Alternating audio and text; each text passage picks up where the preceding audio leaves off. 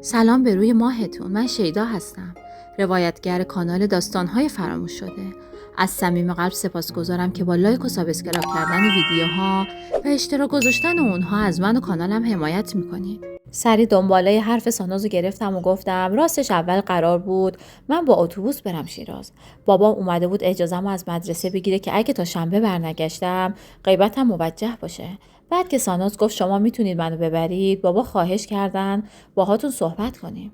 خودش هم درگیر کارش بود وگرنه حتما میمون باهاتون صحبت میکرد. حالا روزی که قراره بریم میگم بیاد باهاتون آشنا باشه که خیال شما هم راحت بشه. آقا منوچهر که خیالش راحت شده بود قبول کرد و گفت میگرده اگه مسافر دیگه‌ای واسه شیراز گیرش اومد که کرایه کمتری ازم بگیره. اگرم نتونست مسافر جور کنه یک جوری با هم کنار میاد که راضی باشم. خوشحال از این که همه چیز داشت جفت و جور میشد. برگشتم خونه، با خودم گفتم صبح زود که اومد دنبالم یک بهونه میارم و نبود بابا رو توجیه میکنم. تا رسیدن روز موعود استرس شدیدی داشتم. همش فکر میکردم بابا میدونه دارم چیزی رو ازش مخفی میکنم. سعی میکردم زیاد باهاش چش تو چش نشم و به بهانه قهرم با خاتون حتی باهاشون هم سر سفره نمیشستم. اون شب وقتی تو اتاقم نشسته بودم برای غلبه به هیجانم داشتم کتابی رو ورق میزدم و سعی میکردم تمرکز کنم. متن کتابو بخونم در اتاقم زده شد. بفرماییدی گفتم و کتابو بستم. خاتون که در اتاقو باز کرد اخم میکردم و رو گرفتم ازش. خاتون با ظرف میوه وارد شد و لبخندی زد و گفت خوبی عزیزم؟ دیدم خیلی درگیر درساتی، گفتم یکم برات خوراکی بیارم. بی تفاوت گفتم میوه نمیخورم. شنبه امتحان دارم، باید درس بخونم. خاتون دلگیر روی صندلی نشست و گفت بیا با هم حرف بزنیم هوری. بیا کدورتا رو حل کنیم. تو دختر منی، من مادر واقعی تو هم. همه چیز دست به دست هم داده تا بین ما درگیری و دلخوری پیش بیاد. اما خدا میدونه تو عزیزترین دارایی من هستی.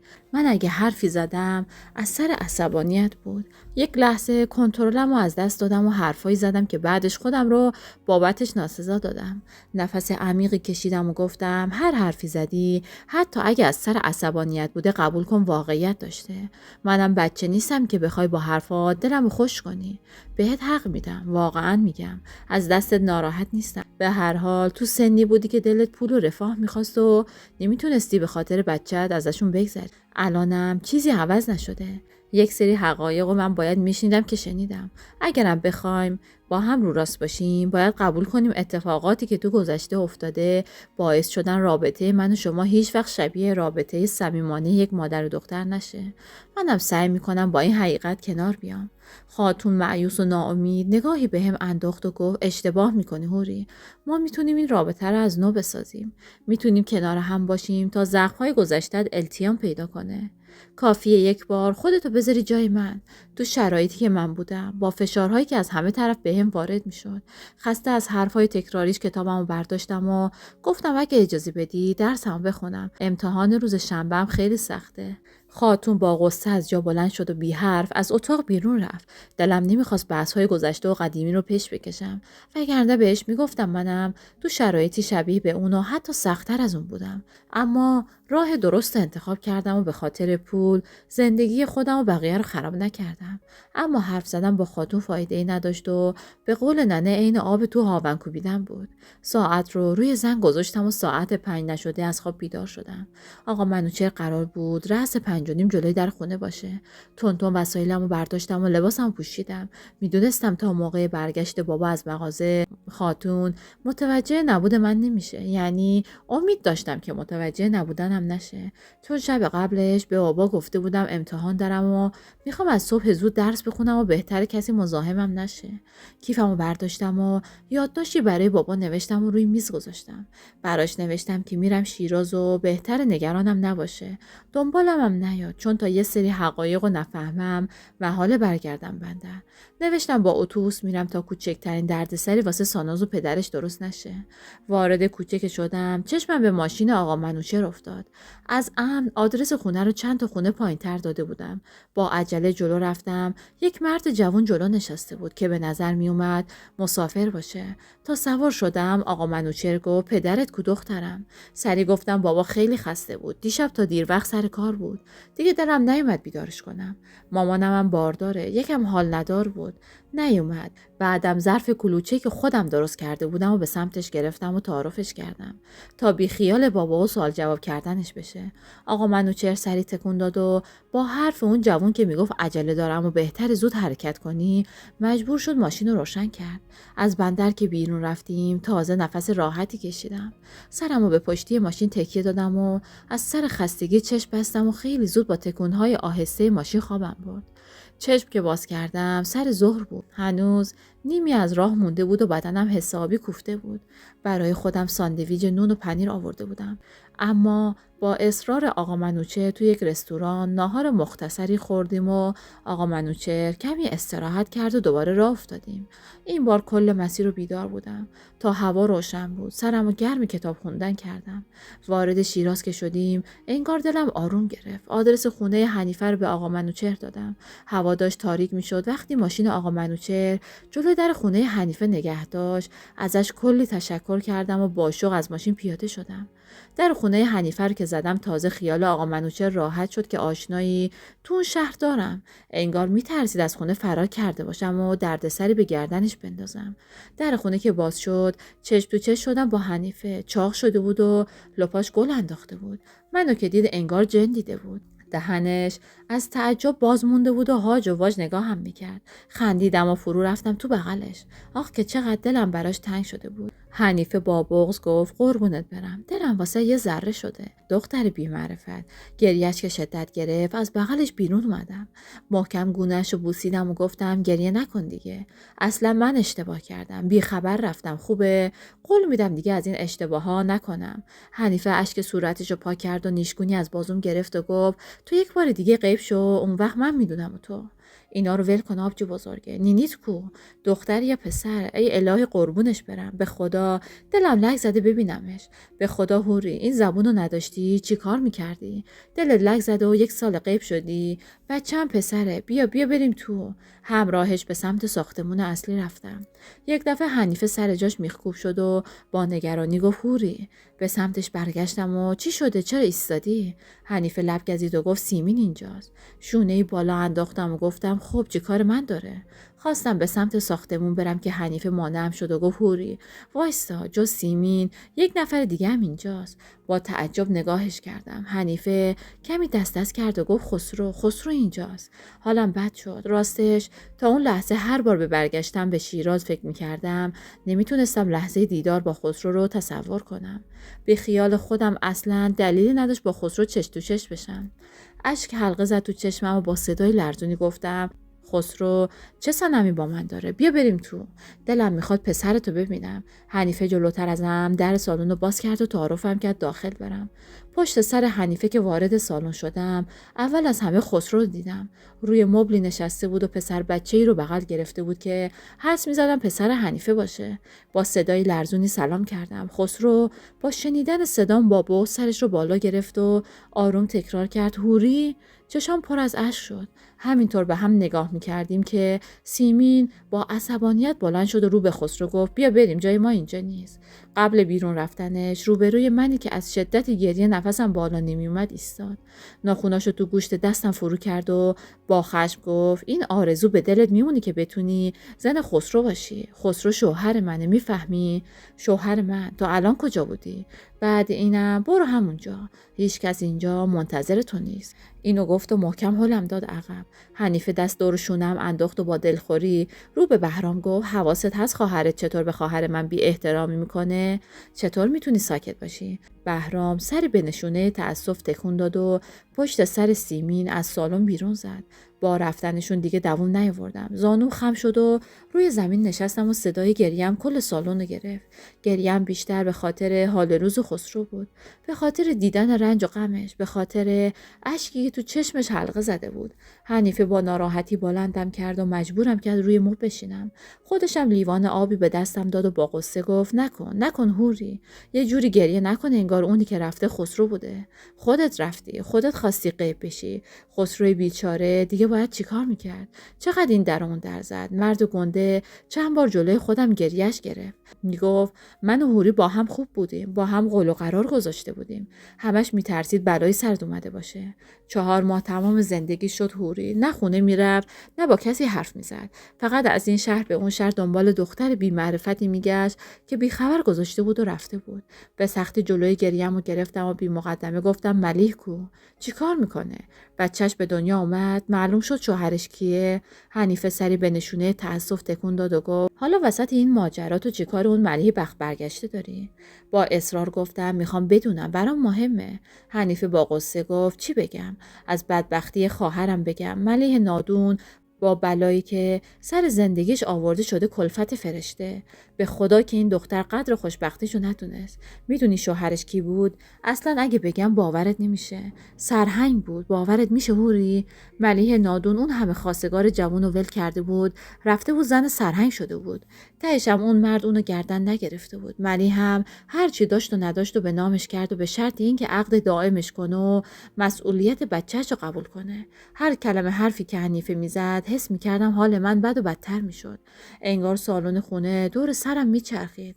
باورم نمیشد رکب خورده باشم. از خواهرم، از خواهری که اگه چه تنی نبود اما لحظه شک نداشتم به راست بودن حرفاش. حنیفه با تعجب حرفشو قطع کرد و گفت حوری چت شد یک دفعه؟ چرا رنگ از صورتت پرید؟ با چشمهای خیس از اشک نگاهش میکردم. ملیح چطور تونسته بود همچین دروغی بهم بگه؟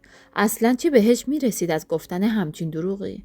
آخ که با دستهای خودم زندگیمو نابود کرده بودم. نالیدم خسرو با سیمین ازدواج کرده؟ مگه نه؟ حنیفه با قصه سری تکون داد و گفت آره 3 ماهی میشه عقد کردن، تو نبودی. خسرو همه جا رو گشته بود تا پیدات کنه اما هیچ خبری ازت نبود. بارها جلوی عمو و عمت رو گرفته بود، با آقا جونت التماس کرده بود، جوری که تو کل محلشون همه خسرو رو میشناختن، ولی هیچ کس از جای تو چیزی نمیگفت. از طرف دیگه خسرو از جانب خانواده‌اش تحت فشار بود. فرشته اصرار داشت خسرو زن بگیر و خسرو ناامید از برگشت تو تن داد به این ازدواج. هرچند نه تاجی خانوم نه بهرام و نه داداش دیگه‌اش هیچ کدوم راضی به این وصلت نبودن. بهرام میگفت ما که میدونیم خسرو یکی دیگر رو میخواد، چرا خواهرمون رو بی ارزش کنیم؟ اما سیمین جفت پاشو کرد توی یک کفش که الا بالله من خسرو رو میخوام. هرچی تاجی جون و بهرام و بقیه باهاش حرف زدن فایده نداشت. تهش هم دیدن حریفش نمیشن، رضایت دادن به این عقد. انگار یکی راه نفسمو گرفته بود. چنگی به گلوم زدم و سعی کردم نفسهای عمیق بکشم بلکه راه نفسم باز بشه. حنیفه هل زده ضربه آرومی به صورتم زد و با نگرانی گفت چی شدی تو حوری؟ بغض بدی گلومو گرفته بود. حس می‌کردم اگه با صدای بلند گریه نکنم خفه میشم. حنیفه که بغلم کرد بغضم شکست و با صدای بلندی زدم زیر گریه. بین گریه همه حرفای ملی رو براش تعریف کردم. حرفم که تموم شد حنیفه هاج و واج مونده بود. انگار باورش نمیشد ملی همچین کاری کرده باشه. با گیجی گفت این وسط چی به ملی میرسیده که همچین دروغ بزرگی گفته؟ فکر نمی‌کرد ممکنه تو با خسرو حرف بزنی و دروغش فاش بشه. با گریه گفتم میدونست اونقدر بهش اعتماد دارم که محاله به حرفاش شک کنم. بهم گفته بود چیزی به خسرو نگم چون اگه خسرو بفهمه زندگیشو نابود میکنه. میدونست رو ننه حساسم واسه همین پای اونو کشید وسط. اونقدر گفت و گفت تا منو قانع کرد که ساکت بمونم. وای حنیفه من چیکار کردم؟ با مردی که دوستم داشت چیکار کردم؟ حنیفه با غصه گفت گریه نکن قربونت برم.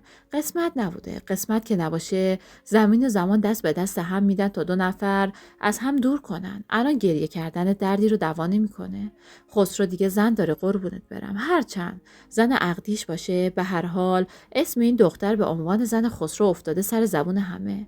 الهی فدات شم یه وقت به سرت نزنه زندگیشونو خراب کنی ها. به خدا این سیمینو هم به هارت و پورتش نگاه نکن. این بیچاره هم خسرو رو دوست داره که اونقدر خودشو کوچیک کرده. یک جوری قربون صدقه خسرو میره که تو باورت نمیشه این همون سیمین گنده دماغه. این وسط این بیچاره هم تقصیری نداره. آهی کشیدم و گفتم منو اینجوری شناختی حنیفه که بیام آوارشم رو زندگی که دیگه من اگه گریه میکنم و قصه میخورم به خاطر بخت بد خودمه، به خاطر خواهری که از پشت بهم خنجر زد، وگرنه سیمی که این وسط تقصیری نداره. با قصه از جا بلند شدم و گفتم من میرم خونه فهیم. فردا هم یه سری به ده میزنم و ننه رو میبینم. بعدم باید برگردم. حنیفه مانعم شد و گفت کجا برگردی؟ امشب که نمیذارم بری. بی انصاف این همه وقت نبودی حالا 1 ساعت میخوای بری؟ در سالن که باز شد، بهرام با صورتی آشفته وارد سالن شد. حرفمو خوردم و آهسته سلام کردم. بهرام جواب سلاممو داد و گفت خواستم سیمینو برگردونم خونه. حریفش نشدم. منم رسوندمش خونه سرهنگ و اومدم. با شرمندگی گفتم من معذرت میخوام آقا بهرام. مدتی نبودم و از خیلی از اتفاقات خبر نداشتم. اگه میدونستم قطعا پامو اینجا نمیذاشتم. الانم خواهش میکنم بابت حضور من نگرانی نداشته باشید. من نیومدم زندگی خواهرتون رو به هم بزنم. اومدم سری به خواهر و مادرم بزنم و برگردم پیش پدرم. بهرام نفس راحتی کشید و لبخند محوی زد. میدونم هوری جان، من شاید زیاد باهات برخورد نداشتم، اما میدونم ذاتت درست و دست به همچین کاری نمیزنی. آهی کشیدم و پسر حنیفه رو بغل گرفتم و بوسیدم. برای اینکه بحث رو عوض کنم رو به حنیفه گفتم اسمش چیه؟ بچه فهیم پسر یا دختر؟ حنیفه با شوق گفت اسمش بابکه. بچه فهیم الهی فداشم پسره. اگه ببینی شوری اونقدر شیطون و بامزه، دلت میخواد درست قورتش بدی. اسمشو گذاشتم فرهاد. از بابک من 2 ماه و خورده بزرگتره. ماشاءالله شیطونم هست. بهرام کمی نزدیک شد و گفت فکر کنم 2 تا خواهر امشب کلی حرف داشته باشید. میخواید برم فهیم خانومم با بچه بیارم امشب اینجا باشید؟ فکر کنم فرامرز آخر هفته رو میره پیش خانوم اولش. حنیفه با شوق گفت اگه بیاریش که عالی میشه. فقط نگو هوری اینجاست. بگو حنیفه دلتنگت بوده گفته بیام دنبالت. بهرام چشمی گفت از خونه بیرون زد.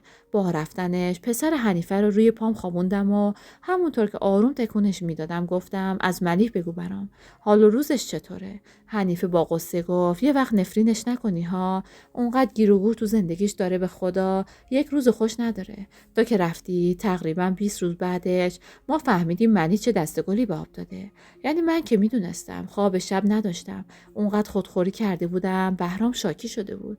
خلاصه 20 روزی از رفتن گذشته بود که ننه پاشد اومد شیراز.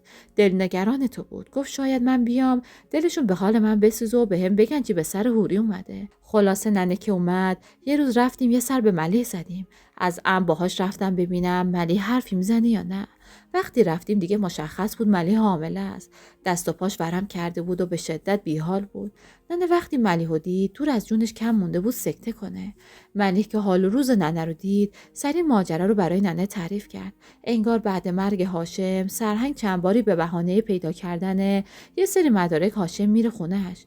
گاهی هم یه مقدار گوشت و مرغ می‌خریده و میرفته سری به ملیح میزده.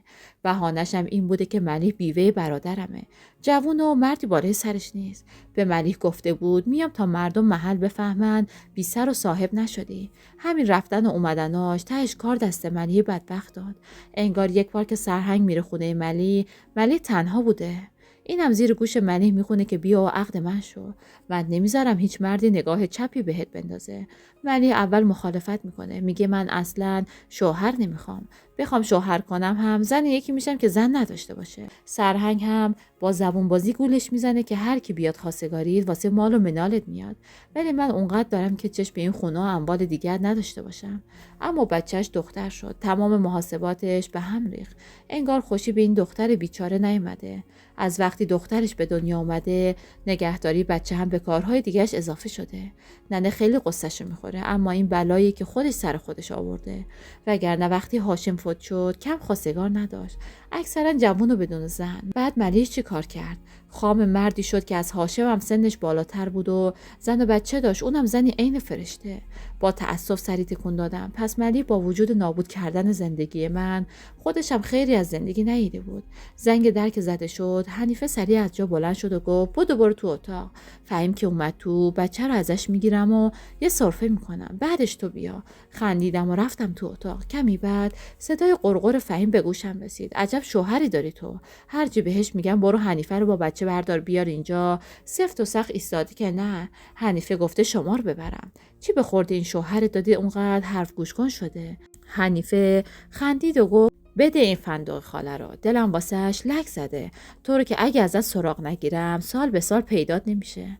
بعدم تک سرفه‌ای کرد. خواستم از اتاق بیرون برم که فهیم گفت وای حنیفه دیشب خواب هوری رو دیدم. به خدا دستم بهش برسه ها.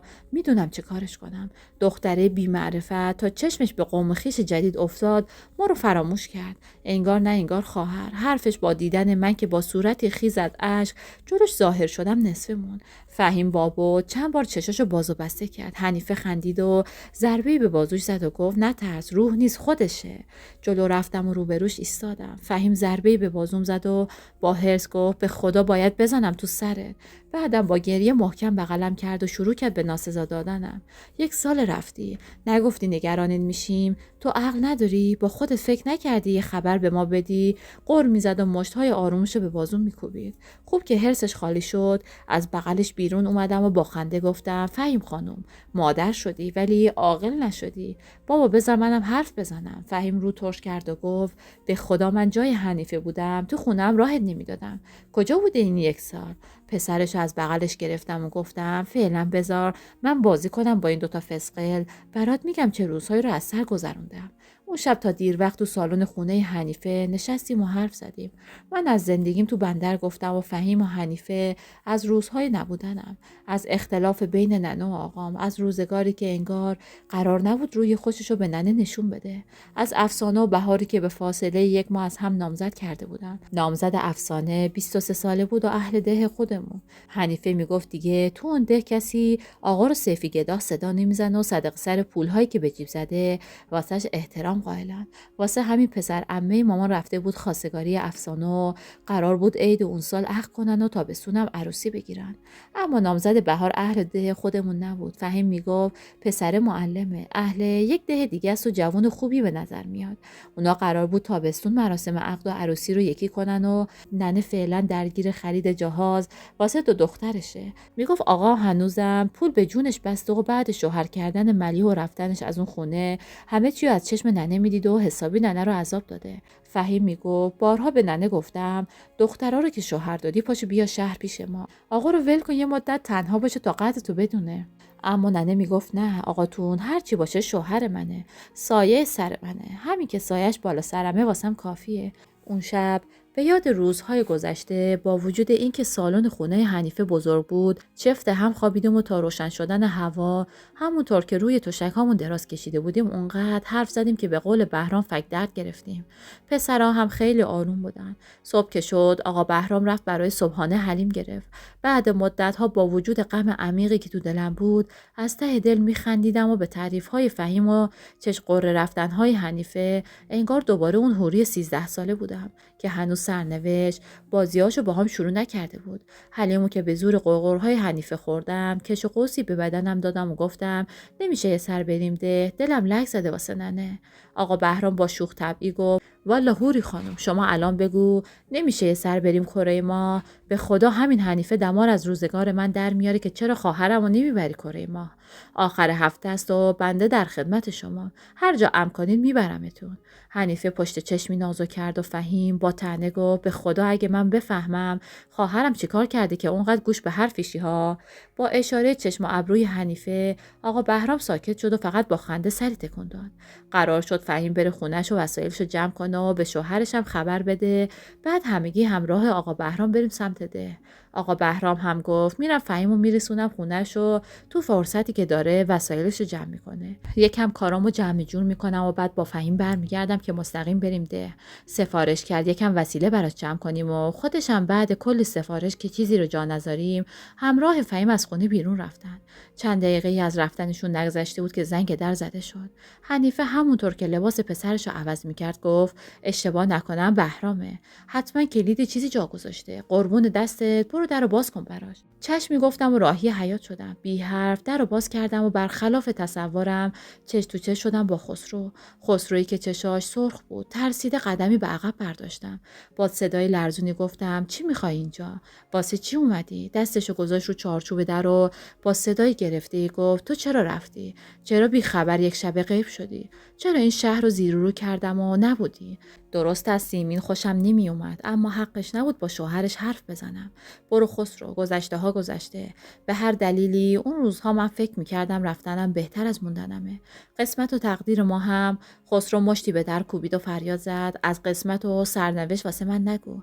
یک شب غیب شدی، هیچ کس نمیگفت کجایی. همه جا رو گشتم، کار و زندگیمو ول کردم تا فقط خبر سلامتی تو بشنوم. هزار جور فکر و خیال تو سرم بود. ترس اینو داشتم که بلایی سرت اومده باشه. پا شدی 1 سال رفتی و غیب شدی و حالا از قسمت و تقدیری که خودت با دستای خودت رقم زدی حرف میزنی. به سختی آب دهنم قورت دادم و خواستم در رو ببندم که خسرو پاشو گذاشت جلوی در و گفت این بار ولت نمی‌کنم هوری. این بار نمیذارم زندگیمو خراب کنی، میفهمی؟ باید به من بگی چرا رفتی. باید بگی واسه چی 1 سال منو بیخبر گذاشتی. صدای معترض حنیفه به گوشم رسید. چیکار میکنی آقا خسرو؟ اومدی اینجا سر و صدا راه بندازی؟ الانه که بهرام سر برسه. تو رو خدا از اینجا برو. خسرو با سماجت وارد حیاط شد و در رو بست و گفت بهرام که سهله. سیمین و کل ایل و تبارشم بیان اینجا، من تا جواب سوالم از خواهرت نگیرم پام از این خونه بیرون نمیذارم. با چشم‌های خیز از اشک نگاهی به حنیفه انداختم. حنیفه جلو اومد و دست دور شونم حلقه کرد و با جدیت گفت خواهر من بی کس و کار نیست که هر جور دوست داری باهاش رفتار میکنی. اصلاً تو چه صنمی با خواهر من داشتی که الان داری سوال جوابش میکنی؟ زندگی خودش بوده، دوست داشته با پدرش بره، باید بابتش به شما جواب پس بده. خسرو با دلخوری گفت دست شما درد نکنه حنیفه خانم. چند ماه تمام من زندگیمو گذاشتم کنار تا حوری رو پیدا کنم. همین خود شما چند بار ازم تشکر کردی، چند بار گفتی مردونگی کردم که بی خیال از کنار این ماجرا نگذشتم. اون موقع مردونگی بود، الان شدم هیچ کاره. بعدم با حالی خراب روی تخت آهنی نشست و گفت یه جوری با من حرف نزدید انگار رابطه ما 2 نفر یک طرفه بوده. همه چی بین ما خوب بود، ما با هم قول و قرار گذاشته بودیم. من نادون کلی برنامه داشتم واسه آینده‌مون. به خاطرش جلوی همه در اومدم که تهش یک شبه برو 1 سال بعد پیداش بشه و بهم بگه برو دنبال زندگیت، حق منه که بدونم علت رفتنشو. بهم نگید که دوستم نداشتی که باورم نمیشه. چون هوری 1000 بارم دروغ بگه چشاش به من دروغ نمیگه. حنیفه چشم ابروی اومد که تحویل بگیر. حالا ببین میتونی جوابش بدی یا نه؟ کمی دست کردم و بعد با صدای لرزونی گفتم خسرو من به اشتباه فکر میکردم دوستم نداری. یعنی فکر میکردم وقتی خانواده‌ات مخالفن تهش خودت هم دست میکشی. اونقدر پدر و مادرم اینو تو گوشم خونده بودن که باورم شده بود. مدام میگفتم بعد یه مدت ولم میکنی و میری. من رفتم تا این اتفاق نیفته. سرشو بالا گرفت و جوری نگاهم کرد که قشنگ فهمیدم حرفمو باور نکرده. اما واقعا نمیتونستم حقیقتو بهش بگم. شرایط برای ملیح بدتر کنم. حنیفه میونه گرفت و گفت آقا خسرو الانه که بهرام بیاد ما قراره بریم دیدن ننمون. هوری هم با ما میاد. من به شما قول میدم وقتی برگشت باهاتون حرف بزنه و همه چیزو بهتون بگه. فقط تا اون موقع نمیخوام بهرام چیزی از این دیدار بفهمه. خواهش میکنم یکم هم به فکر زندگی من باشید. میدونید که اگه زندگی سیمی خراب بشه همه از چشم من میبینن.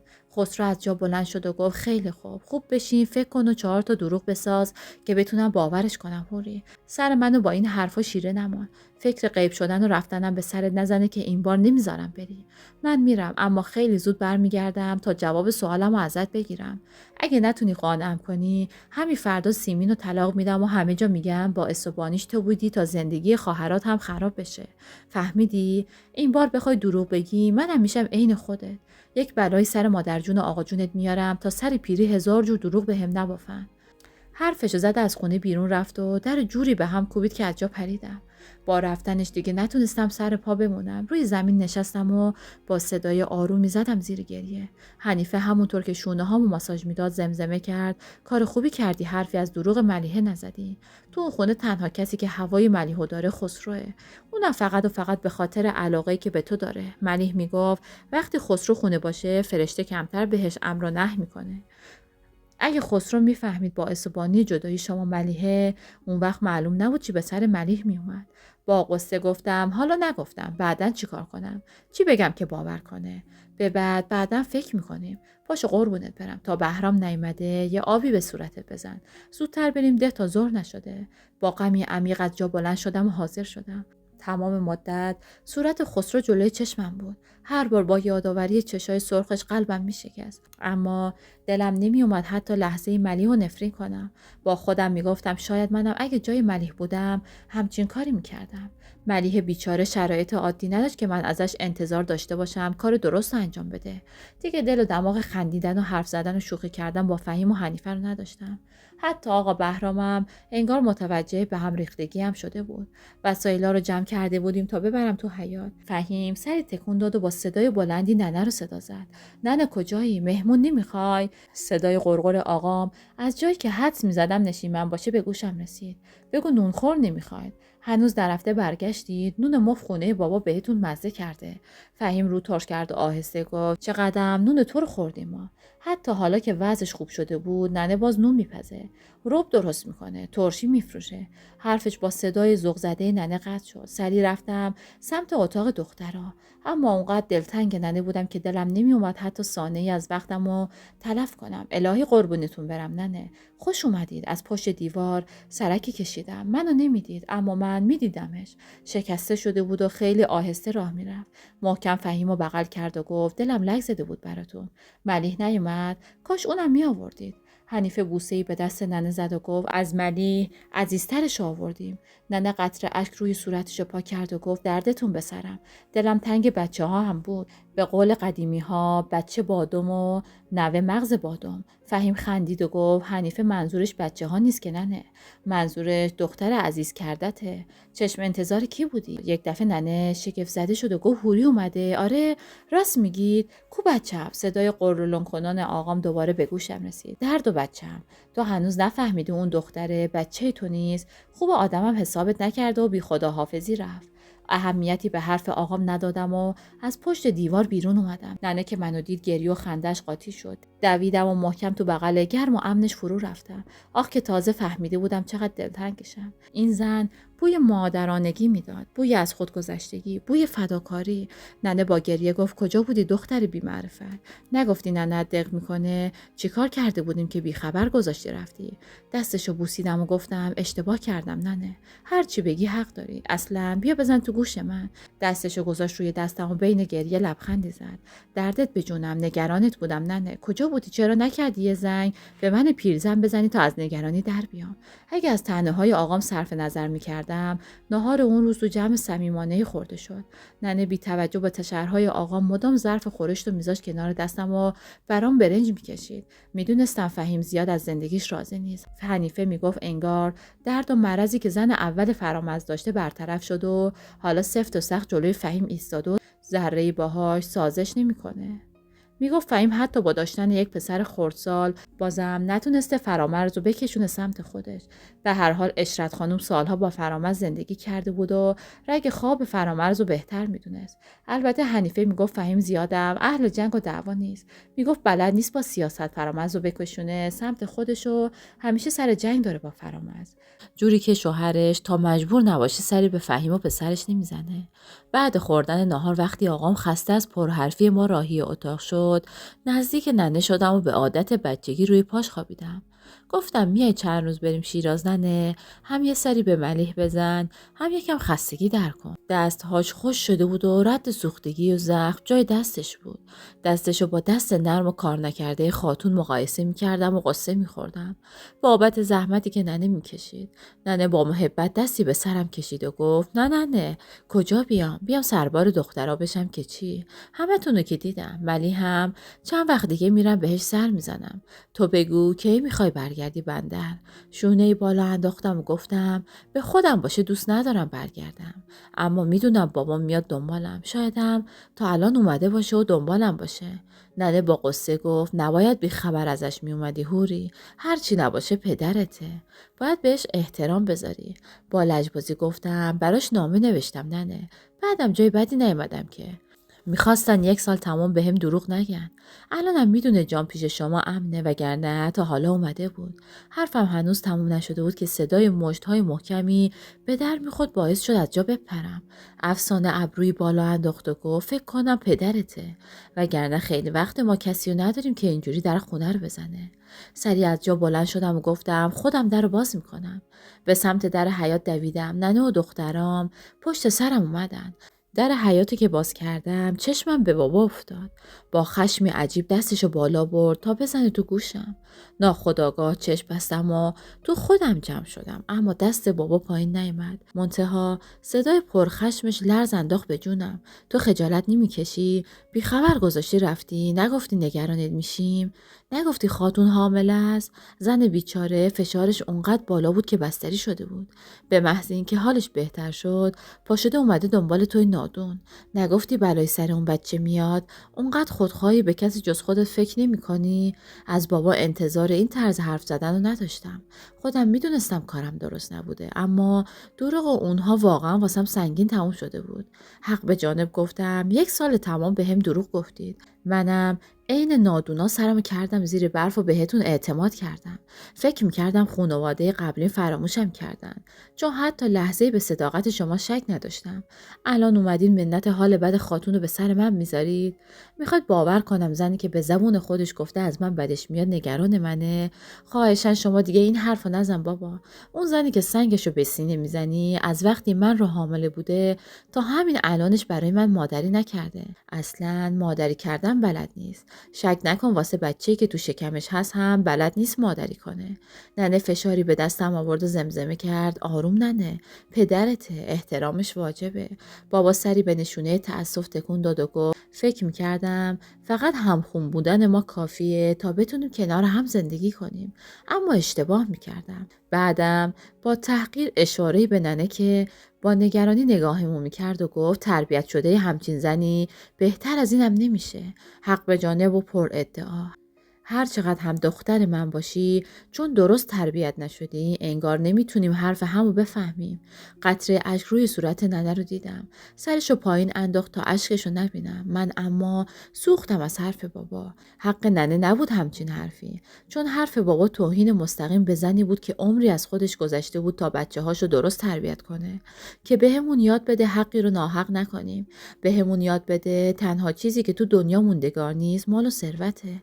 تنها چیزی که از آدم‌ها باقی میمونه اسم و یاد و نیکیه که از خودشون به جا میذارن. زنی که نداری کشیده بود اما بهمون یاد داده بود به خاطر پول تن به هر کاری ندیم. زنی که کتک خورده بود اما نذاشته بود اسم پدر از بالای سر بچه‌هاش برداشته بشه. زنی که مادر بود، چه برای بچه خودش چه برای بچه‌ای که تو بیابون پیدا کرده بود. با تلخی گفتم تربیت مادر من اونقدر درست بوده که من الان به جای اینکه جواب توهین تو بدم به احترام همین 2 سالی که واسم پدری کردی ساکت میمونم. اما بهتون اجازه نمیدم به زنی که از مادر برام عزیزتر توهین کنید. میدونم الان عصبانی هستید. بهتره برید و یکم که آرومتر شدید بیاید، چون حرف زدنمون الان هیچ فایده‌ای نداره. اینو گفتم و بی توجه به فشاری که ننه به بازوم می آورد در حیاط محکم بستم. از خشم نفس می زدم. بابا خیلی بد حرف زده بود. اگه میزد تو گوشم اونقدر عصبانی نمی شدم. ننه با احتیاط گفت هوری ننه، برو درو باز کن، دردت به سرم، پدرته، دوستت داره که نگرانت شده و این همه راه اومده. حرفی اگه زده از سر خشمش بوده ننه. برو درو باز کن عزیزم، خودت میدونی در خونه من به روی همه بازه. نخواه مهمون از در خونه من برگرده. با غصه گفتم این همه بهت توهین کرد، باز میگی در باز کنم براش؟ عیب نداره ننه، مرد غرور داره، واسش سنگین بوده که تو بی خبر اومدی اینجا. به قولی مادرتم حامله است، حتما بدحال شده و بابات نگران شده. من مطمئنم اونم از حرفی که زده پشیمونه. دلم نمیخواست در باز کنم. میدونستم بابا هنوز همون اطرافه، چون صدای موتور ماشینشو نشنیده بودم. اما ننه اونقدر گفت و حنیفه هم دنبالشو گرفت که برخلاف میلم رفتم و در باز کردم. بابا پشت در بود هنوز. ماشینش هم با فاصله کمی از خونه نگه داشته بود. فکر میکردم خاتون همراهشه، اما انگار تنها بود. منو که دید با ناراحتی نگاهشو ازم گرفت و گفت وسایلتو جمع کن، برمیگردیم شیراز. ننه جلو اومد و گفت آقا محمد تشریف بیارید داخل، یه استکان چای بخورید، یکم خستگی در کنید، پدر و دختر یکم با هم حرف بزنید، بعد هر جا خواستید برید. بابا با شرمندگی گفت من شرمنده شما بدری خانم. یه لحظه نفهمیدم چی گفتم. حلالم کنید. ننه لبخندی زد و گفت دشمنتون شرمنده باشه. این چه حرفیه؟ هوری هم اشتباه کرده. شما هم حق داشتی عصبانی بشید. پدرش هستید. نگرانش شدید. هوری ننه تو هم بیا روی پدرتو ببوس، دلخوری رو بذار کنار. نگاه کردم به صورت شرمنده بابا. بابا هم بعد کلی معذرت خواهی به اصرار ننه تو حیاط یه استکان چای خورد و رو به من گفت بریم دیگه. خاتون شیرازه، نگرانته. کمی به ننه نزدیک شدم و گفتم من با خواهرام برمیگردم. شما برید خاتون از نگرانی در بیارید. ندارید. خیالشو راحت کنید که حال من خوبه. بابا خواست مخالفت کنه که سری گفتم ما هم تا 1-2 ساعت دیگه میایم. نگران نباشین. میدونستم به خاطر حرفایی که زده شرمنده است و زیاد نمیتونه بحث کنه. بابا که رفت، ننه شروع کرد به نصیحت کردنم که کارت اشتباه بود و باید از پدرت اجازه میگرفتی. هر چی نباشه اون صاحب اختیارته. فهیم اشاره کرد که جواب نده و بحث را ننداز. حنیفه هم لحظه طرف منو میگرفت و لحظه حرف ننه رو تایید میکرد. نصیحت‌های ننه که تموم شد، دوباره بهش اصرار کردم که همراه ما بیاد شیراز. ننه اولش مخالف بود، اما افسانه و بهاره بهش اطمینان دادن که حواسشون به خونه و آقا هست. ننه هم اونقدر دلواپس ملیح بود که بخچه‌اش رو جمع کرد و همراه ما اومد شیراز. ننه که سرش گرم نواها شد، کمی خودم رو به فهیم نزدیک کردم و گفتم به نظرت ملیح به فهم من شیرازم میاد دیدنم؟ فهیم شونه‌ای بالا انداخت و گفت والا باید خیلی رو داشته باش که بیاد دیدنت. بیاد چی بگه اصلا؟ من که میگم وقتی دیدیش اول یکی بزن تو دهنش تا اون باشه و به خاطر مصلحت خودش دروغ به هم نبافه.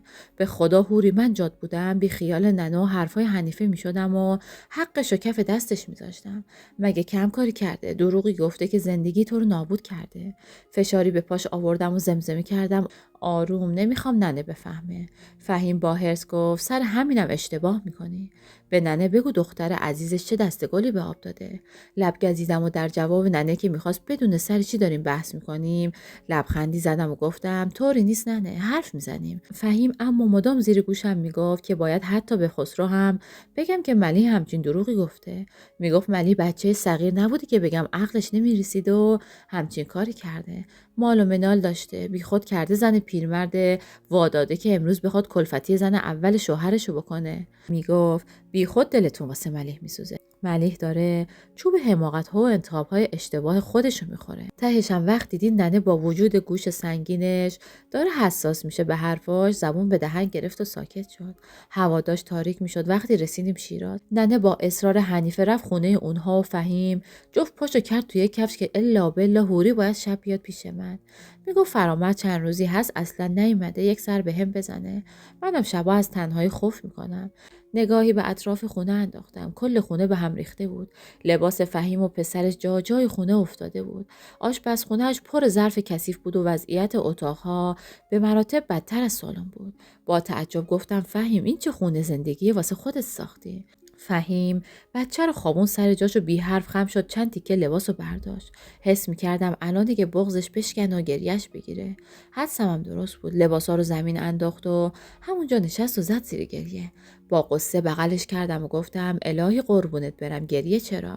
گریه نکنم چیکار کنم هوری؟ زندگی منو ببین، شوهرم کو؟ هی گفتن یه پسر بیاری فرامز مریدت میشه. دیگه از در این خونه بیرون نمیره. حالا کو؟ هفته به هفته نمیاد. وقتی هم بیاد همش دعوا داریم. نمیتونم دوام بیارم. به خدا قسم پای این طفل معصوم وسط نبود طلاق میگرفتم. روز اول ننه گفت شیرم و حرومت میکنم بخوای زن اول از چشم شوهرت بندازی. گفت تو میدونستی شوهرت زن داره، حق نداری اون زن و دختراشو آزار بدی و به خاطر جوان بودنت بخوای شوهر تمام و کمال مال خودت باشه. منم گفتم باشه. به خودم قول دادم که سازش میکنم. اما اشرت چیکار کرد؟ از وقتی خوب شده تمام تلاشش کرده که تا منو از زندگی فرامز حذف کنه. به خدا 2 بار فرامز خواسته طلاقم بده. یک بار با گریه و زاری من دلش سوخت و بیخیال شد. یک بار دیگه فهمید حاملم. من نمیدونم اون زن چه کرده که فرامز چشم دیدنمو نداره. تا حرف میزنم میگه وای بسه، اونقدر غر نزن، خستم کردی، آرامش ندارم، انگار من آدم نیستم. روز و شب تو این 4 دیواری تنهام، هم صحبتی ندارم. به حنیفه میگم هی میگه سازش کن، تو کوتاه بیاد، تو بحث نکن، اما نمیتونم سازش کنم، خسته شدم. بوسه‌ای به صورت خیس از اشکش زدم و گفتم حرف منو به عنوان خواهر کوچکتر قبول داری؟ کم و بیش از حنیفه شنیده بودم فهیم چه به سر زندگیش آورده. حنیفه میگفت برخلاف اشرت که با سیاست و محبت فرامز رو کشیده سمت خودش، فهیم همیشه سر جنگ داره و از وقتی فرامز وارد خونه میشه دعوا را میندازه تا وقتی فرامز میخواد از اون خونه بره بیرون. خودش هم که انگار دور از جونش بیوه‌زن بود. ابروهاش نامنظم در اومده بود و موهای زائد صورتش حتی از قبلم بیشتر شده بود. میدونستم چاره‌ای دردش چیه. حنیفه میگفت بارها بهش گفتم دست از جنگ و دعوا بردار، اما به گوشش نمیره. یک جورایی فهیم به زندگی حنیفه حسادت میکرد و نصیحت‌های حنیفه رو نشینده میگرفت. فهیم آهی کشید و گفت چی میخوای بگی؟ الهی قربونت برم. اول پاشو کمک کنیم خونه رو مرتب کنیم. بعد بهت میگم. فقط بگو فرامرز که یهو نمیاد خونه. فهیم پوزخندی زد و گفت به خودش باشه ماه به ماه نمیاد. به زور بلندش کردم. خودم هم لباس راحتی ازش گرفتم و لباسم رو عوض کردم و رفتم تو آشپزخونه. تا فهیم سالن رو جمع کرد من تونتون ظرفا رو شستم و همه جا رو تمیز کردم. غذاهای مونده یخچال رو دور ریختم و یکم سوپ درست کردم و رفتم کمک فهیم. بعد شام سبکی خوردیم و بی توجه به ساعت که از 12 شب گذشته بود فهیم رو نشوندم روبروم و نخ رو دور انگشتم پیچیدم. فهیم با خنده گفت تو بند انداختن بلدی مگه؟ چشم و ابروی نازک کردم و گفتم بله فهیم خانم، از دوستم یاد گرفتم. بعدم تون مشغول بند انداختن صورتش شدم. بعدم کیسه یخ رو روی صورتش گذاشتم تا پوستش ملتهب نشه و مشغول مرتب کردن ابروها شدم. فهیم با اعتراض گفت چیکار میکنی هوری؟ فکر کردی فرامرز با اینجور چیزا زن اولشو ول میکنه؟ دست از کار کشیدم و با جدیت گفتم من نمیخوام فرامرز زن اولشو ول کنه. اما تو هم زنشی، ازش بچه داری، خودت هم خوب میدونی فرامرز دوستت داره. حالا چرا به همچین روزی افتادی خدا میدونه. تو فقط به حرف من گوش بده. اگه همه چیز درست نشد پاشو بیا بندر بزن تو دهن من. حالا هم دهنتو ببند بذار کارمو بکنم. ابروهاشو که برداشتم صورتش باز شد. با حرص گفتم چند وقت دست به صورت نزدی؟ فهیم با غصه گفت حسابش از دستم در رفته. دل و دماغشو ندارم. اخمی کردم و گفتم بیخود جوونی خوشگلی فرامرز از خداش باشه گوشه چشمی نشونش بدی. اصلا میدونی چیه؟ فردا خودم آرایشت میکنم. یه لباس قشنگم بپوش. من و گل پسرت میریم یه گشت این اطراف میزنیم. تو هم زنگ بزن شوهرت بیاد. به جای دعوا قرقر از در صلح و دوستی وارد شو. فهیم تو باید بهتر از من بدونی رگ خواب شوهرت چیه. یک کاری کن که دل نکنه از خونه. والا با وضعی که تو ساخته بودی مرد دو زنه هم می بود میرفت و یه هوون می آورد سرت. کلی باهاش حرف زدم و ازش قول گرفتم یک بارم شده به حرفم گوش بده. موقع خواب که شد فهیم با شوخی گفت هوری راستشو بگو تو این حرفا رو از کجا یاد گرفتی؟ یه جوری حرف میزنی انگار 100 سال شوهرداری کردی. خندیدم و گفتم خودم شوهرداری نکردم اما اداهای مادرم رو دیدم. تو هم جای این حرفا بگیر بخواب که فردا روز مهمیه. صبح که شد با اصرار لباس مناسبی تن پسر فهیم کردم و راهی خونه حنیفه شدم. قبل رفتن فهیمو مجبور کردم لباس شیک بپوشه و با شوهرش تماس بگیره. به بهانه بکشونتش خونه. یکم بهش رسیدم و موهای بلندشو بالای سرش بستم و بعد کلی سفارش از خونه بیرون زدم.